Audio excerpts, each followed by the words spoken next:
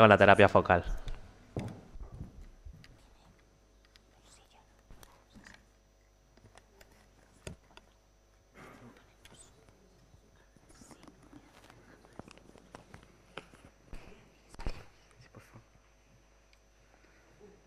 El puntero es acá, ¿no?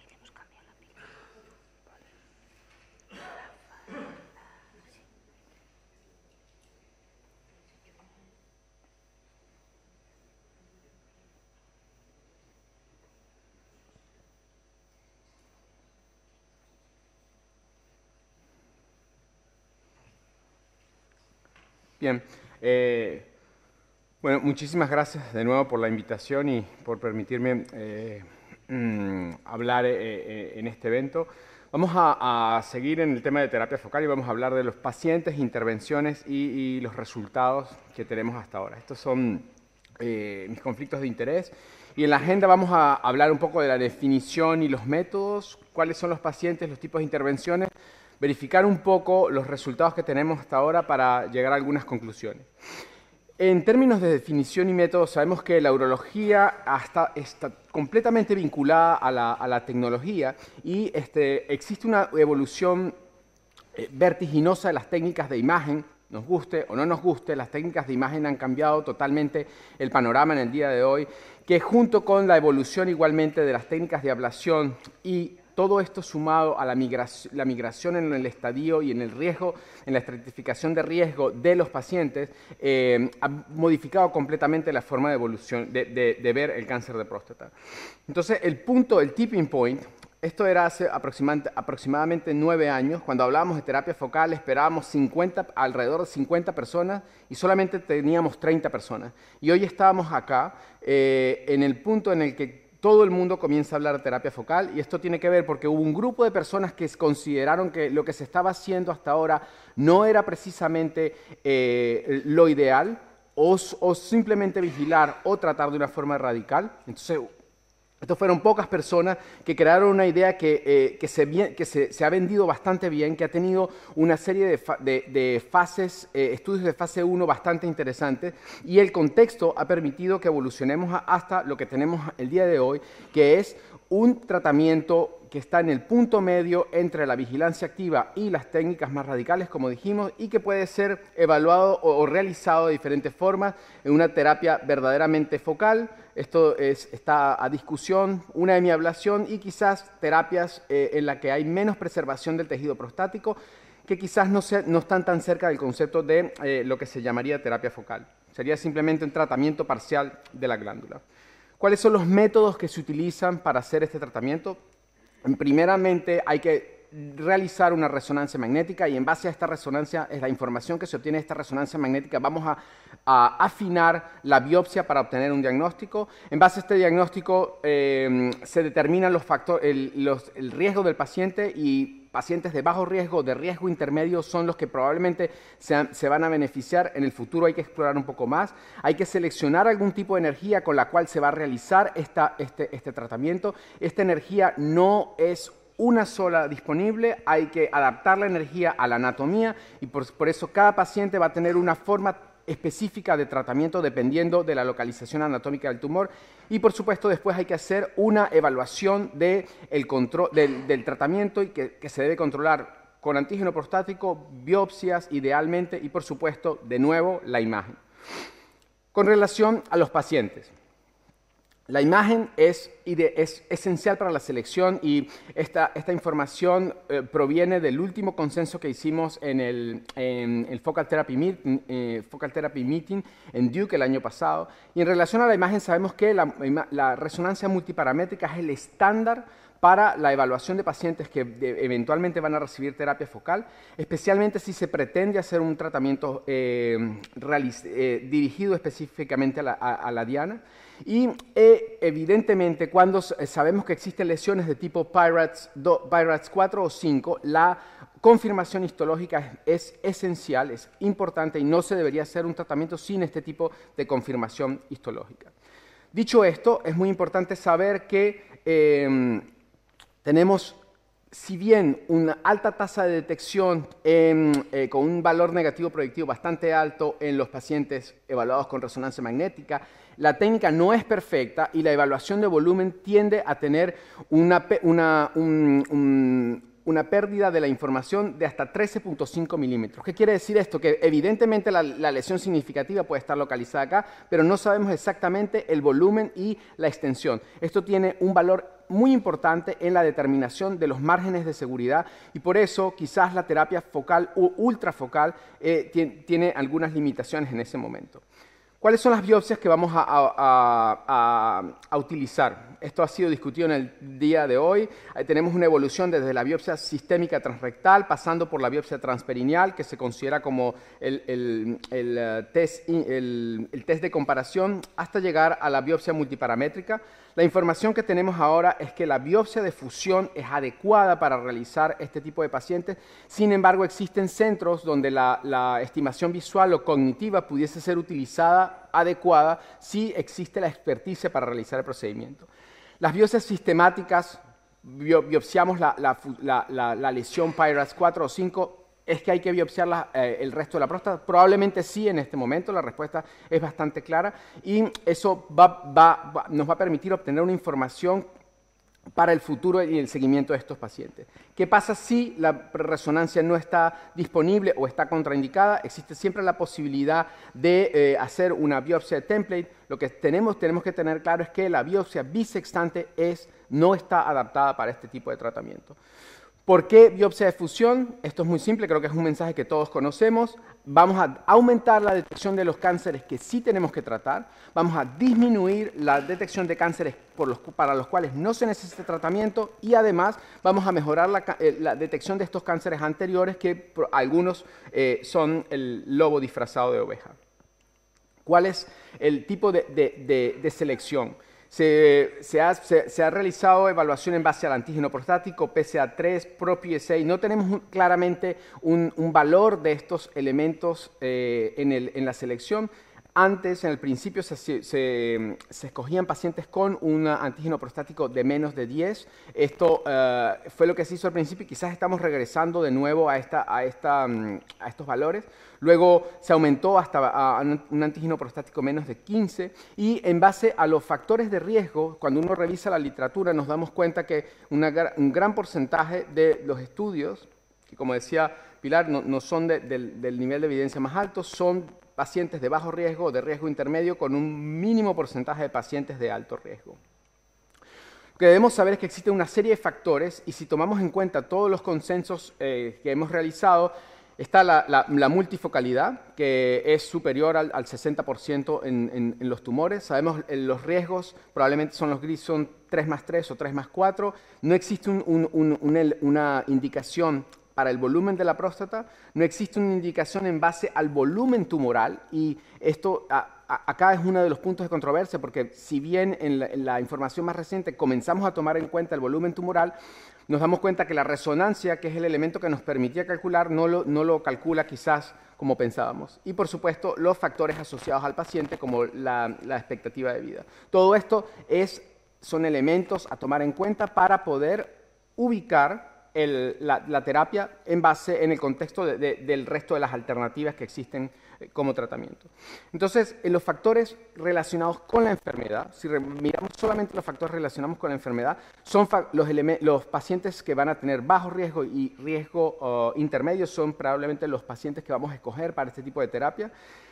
El Gleason 3+4 es lo que consideramos en este momento como el sweet spot, son los pacientes ideales para recibir este tipo de tratamiento, sobre todo si tienen estos valores de antígeno prostático inferior a 10, regresamos al punto de selección que usábamos previamente. Y existe el volumen de cáncer que se habla entre menos de 1.5 ml o menos de 3 ml. Lo ideal sería menos de 1.5, pero ahora nos volvemos a reponer la pregunta, puesto que sabemos que la resonancia quizás no permite hacer un cálculo tan exacto como pensábamos. Los factores relacionados con la enfermedad tienen que ver también con los puntos, los focales de cáncer que hay, el porcentaje que pueden representar dentro de la próstata, idealmente debería ser el 20%, pero se pueden tratar pacientes en los que tengan hasta un 25% de cáncer en la próstata. La terapia focal en este momento pudiese ser aceptada para algunos casos muy específicos de Gleason 3+4 y esto probablemente en manos de gente que trabaje en centros de experticia.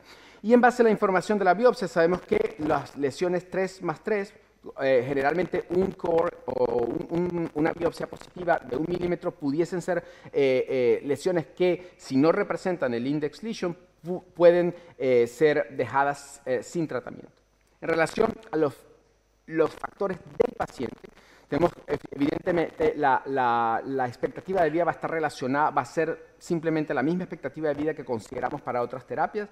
No existe un límite inferior o superior de edad para indicar esta terapia y lo más importante es el potencial de preservación sexual. Sin embargo, el hecho de que no haya una función sexual no contraindica el pensar o el poder considerar una terapia focal. Pero sin duda la preservación de la función sexual es uno de los grandes elementos a considerar. De la misma manera, el hecho de tener un síndrome obstructivo urinario no es una contraindicación para la terapia focal, siendo los pacientes de menos de 50 ml los ideales para este tipo de tratamiento por el proceso inflamatorio que se puede causar con la ablación. Y en los pacientes que tienen un volumen prostático superior, evidentemente se puede hacer el tratamiento, vamos a tener que hacer una serie de adaptaciones. En casos particulares se puede inclusive proponer resección transuretral de la próstata o tratamiento hormonal de tal manera de disminuir este volumen. ¿Cuáles son? Esto con relación a los pacientes. Queremos saber ahora cuáles son las intervenciones, todos lo conocemos. Existe desde el efecto de congelación, el efecto, la hipertermia, radiación, la fotosensibilización o el efecto eléctrico. Son técnicas bastante diferentes, pero todas con un mismo objetivo. Básicamente lo que tenemos que saber es que más allá del tipo de técnica es dónde está localizado el tumor, y esta es una proposición de nuestro centro. 60-70% de los tumores están localizados en la parte posterior periférica y pudiesen ser, esto es por supuesto una proposición, pudiesen ser bien tratados con ultrasonido, que es una verdadera técnica de mínima invasión. Luego tenemos la crioterapia, y está escrito crioterapia para las lesiones por encima de la próstata. Abordaje transperineal puede ser la crioterapia o cualquier otra técnica de abordaje transperineal que permite un acceso expedito a esta zona, y las lesiones que están en la parte del ápex probablemente son mejor tratadas con braquiterapia y se va a producir una protección más eficaz del sistema esfinteriano. Cuando uno ve, se hace la pregunta a los expertos cuáles son las técnicas que más se utilizan, sin duda son HIFU y crioterapia las técnicas en las que más hay experiencia, seguidas por las ablaciones de tipo láser y la braquiterapia, y como ustedes ven hay una gran serie de otros tipos de energía que se pueden usar y que están en desarrollo en este momento. ¿Cuáles son los resultados de esta terapia focal en el día de hoy? Sabemos que aproximadamente existen 20% de pacientes que van a tener recidivas luego del tratamiento focal, y la recidiva, vamos a ver una diapositiva en la que vamos a ver el tipo de recidiva y cómo se definen, porque existen básicamente 3 situaciones particulares. Lo cierto es que la mayoría de estas biopsias positivas que podemos ver luego del tratamiento generalmente están localizadas en la parte de la próstata que no está tratada y que por supuesto son enfermedad probablemente que no tiene significancia desde el punto de vista oncológico, y además existe la posibilidad de un retratamiento que es una opción bastante cómoda para el paciente y para el médico tratante. Este tratamiento es del 2009, del Lindner. Es una experiencia muy importante porque un estudio fase 1, pocos pacientes, 12 pacientes, con una evaluación prostática, de biopsia prostática a los 6 meses con 67% de pacientes que estaban libres de enfermedad. Pero lo que obtenemos de este paper es la definición, planificación, tratamiento y control. Es lo que vamos a tener que hacer en cada uno de los pacientes. Hay que definir lo que se va a tratar, hay que, por supuesto, tratarlo, cualquiera sea la energía que se utilice, y hay que controlar, bien sea con imagen, idealmente con biopsia. Más recientemente, un estudio bastante similar, igual es un estudio un fase 1, pocos pacientes, pero que si ustedes tienen la oportunidad de revisarlo, provee una receta exacta de lo que hay que hacer en pacientes que deben ser tratados con terapia focal. Y idealmente tomaron la población de 8 pacientes, eran pacientes 3+4, lo que dijimos el sweet spot de este tratamiento. Y un punto de información interesante, el cáncer residual en 40% de los pacientes tenía que ver con los bordes de la lesión, lo que quiere decir que el margen de seguridad es difícil de determinar, y en nuestro caso tendemos a pensar que lo mínimo que se puede hacer en este momento, en base a esta información, son 2/3 de un lóbulo. Los resultados clínicos de las dos terapias en las que hay más experiencia, Crio y HIFU, son bastante comparables, con una tasa de recurrencia que no supera el 10% en la zona tratada. Como ustedes pueden ver, potencia y continencia son bastante, los perfiles son bastante comparables, y se repite el caso para los tipos de complicaciones que son complicaciones grado Clavien 1 o Clavien 2. Es imposible no hablar de este trabajo. Es un protocolo randomizado controlado, nivel de evidencia 1. Si alguien decía que no había posibilidad de poner la información de terapia focal en las guías, pues aquí está la información. Tardó muchísimo tiempo para que llegara la información en otros tipos de terapias como la prostatectomía radical que hacemos todos los días, pero acá está esta información. Podemos tener todas las críticas o comentarios, pero aquí se compararon pacientes que recibieron láser TUCAT, o sea, es una radiosensibilización con tratamiento láser, contra pacientes que recibieron tratamiento con vigilancia activa, y como ustedes ven los números en cáncer de progresión, pacientes que reciben terapia radical y pacientes con biopsia negativa a los 2 años son mucho mejores en el brazo de la terapia focal. Si hacemos una vista rápida, este protocolo fue, por supuesto, como todos los protocolos, sufre del paso del tiempo, y, por supuesto, la selección eran la totalidad de pacientes de bajo riesgo, que probablemente sabemos que son pacientes que tienen un beneficio con la vigilancia activa. Dicho esto, los números están en la pantalla. Una experiencia con terapia focal en HIFU, 111 pacientes. Este es un grupo multicéntrico francés con 101 pacientes, más del 90% de pacientes con 82% de pacientes con biopsia de control, y vemos como a los 2 al año existe un 95% de pacientes libres de enfermedad clínicamente significativa en el área tratada, y una tasa de retratamiento bastante adecuada. Esta es una comparación, va a ser presentado próximamente en Londres, y en base a la experiencia que teníamos en terapia focal decidimos compararla con head to head con los pacientes que recibieron cirugía con cirugía robótica. Entonces, 1.400 y tantos pacientes, por supuesto, una gran mayoría, un poco más de 1.200 pacientes del lado quirúrgico, y 236 pacientes tratados en terapia focal, crioterapia y ultrasonido. Evaluación de resultados oncológicos a un tiempo de seguimiento de 45 meses. Por supuesto, la recidiva bioquímica fue comparable en ambos grupos, y la diferencia, no hay diferencias en overall survival y metastasis free survival. Esto, por supuesto, lo sabíamos antes de hacer el trabajo que iba a ser así, pero lo más importante es saber que por supuesto, encontramos que la terapia focal está asociada a la posibilidad de recibir nuevos tratamientos, lo cual es un mensaje muy importante para el paciente. Usted va a ser tratado y existe una gran posibilidad de que volvamos a retratarlo, pero por supuesto usted va a ver una conservación de la calidad de vida en términos de un menor impacto funcional, sexual y urinario. Las complicaciones, hubo una evaluación de complicaciones en las cuales la terapia focal tenía una tasa superior en complicaciones Clavien grado 1.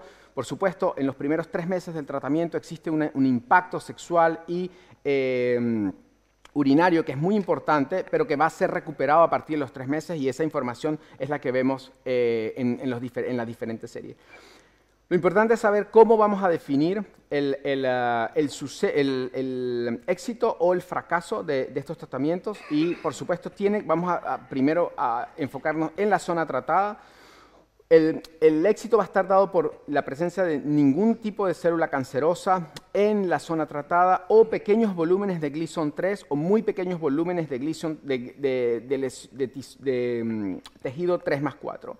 La falla, por supuesto, va a tener que ver con valores significativos en términos de volumen de Gleason 6 o cualquier volumen de pronóstico Gleason Grade, pronóstico grado 2. Esto es en la zona tratada, pero también tenemos que saber que puede haber biopsias positivas en la zona tratada, en la zona no tratada, o biopsias positivas en ambos sitios. Inclusive existen biopsias que pueden ser positivas a los 6 meses en el sitio tratado, y hablaríamos entonces de una nueva definición, que sería la definición de falla en la selección, que es lo que deberíamos evitar. En conclusión, no podemos dejar de reconocer que a la imagen cambió totalmente la forma de ver el cáncer de próstata en el diagnóstico, en el tratamiento y en la evaluación de los resultados. Esto es un hecho. En la selección de pacientes, la resonancia magnética juega un papel esencial, y el tipo de biopsia que vamos a realizar. Hay que tomar en cuenta los elementos del paciente y de la enfermedad. Existen una serie de protocolos que están en desarrollo, pero ya existe información de un estudio randomizado controlado, y esto es muy importante para que la técnica siga avanzando. Y en términos de los resultados, las biopsias siguen siendo esenciales, y a pesar de que la información de la resonancia es muy buena, la forma más objetiva es obtener tejido para saber si el cáncer está allí o no. Y con esto, muchísimas gracias.